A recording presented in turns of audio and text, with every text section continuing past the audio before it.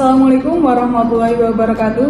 Halo teman-teman semuanya, perkenalkan nama saya Irma Ardiana dengan NIM akhir 099. Di video kali ini saya akan mereview buku yang berkaitan erat dengan jurusan komunikasi, yaitu buku Seni Berbicara karya Larry King Gilbert. Nah, di dalam buku ini akan membahas bagaimana caranya menjadi pembicara yang baik dalam berbagai situasi, lengkap dengan tips dan contohnya. Nah, di awal buku ini, penulis menceritakan tentang pengalaman pribadinya dalam proses belajar berbicara, hingga akhirnya ia menjadi seorang good speaker.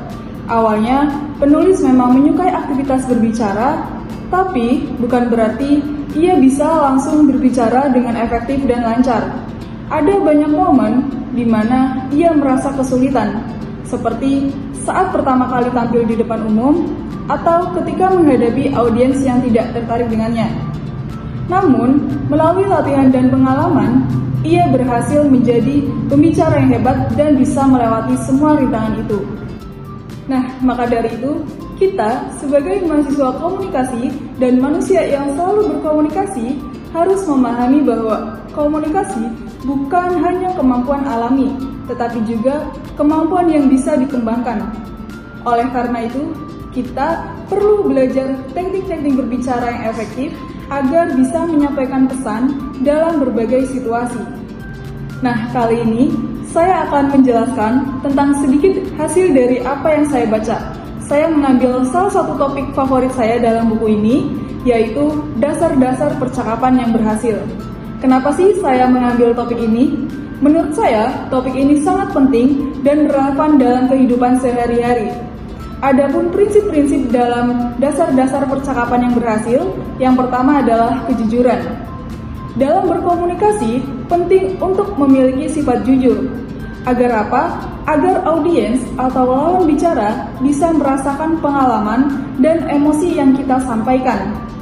Nah, dengan kejujuran, komunikasi juga akan lebih berkesan dan bisa membangun kepercayaan satu sama lain. Misalnya, ketika seorang pembicara menceritakan pengalaman pribadinya tentang kegagalan dan bagaimana ia bangkit, maka para pendengar itu akan merasa lebih terkonek daripada si pembicara hanya menyampaikan teori tanpa melibatkan emosi.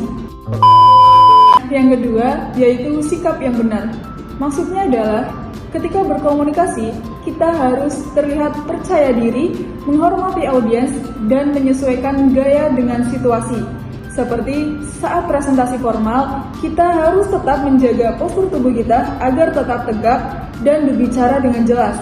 Namun, ketika dalam percakapan santai, kita bisa lebih rileks dan menggunakan kalimat yang sederhana agar lebih mudah dipahami.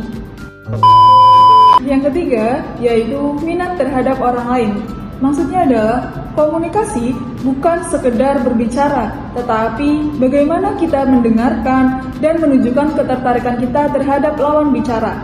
Dalam buku ini disebutkan bahwa kamu tidak bisa sukses berbicara kepada orang-orang jika mereka menganggap kamu tidak tertarik dengan apa yang mereka katakan.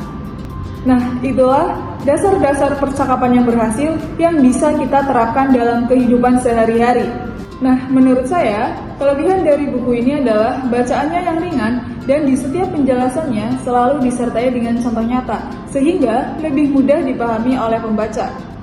Namun, ada juga kekurangannya, yaitu Larry King terlalu berfokus pada pengalaman pribadinya dalam dunia media atau penyiaran. Mungkin hal ini merasa tidak relevan bagi pembaca yang tidak bekerja di dunia media atau di dunia penyiaran.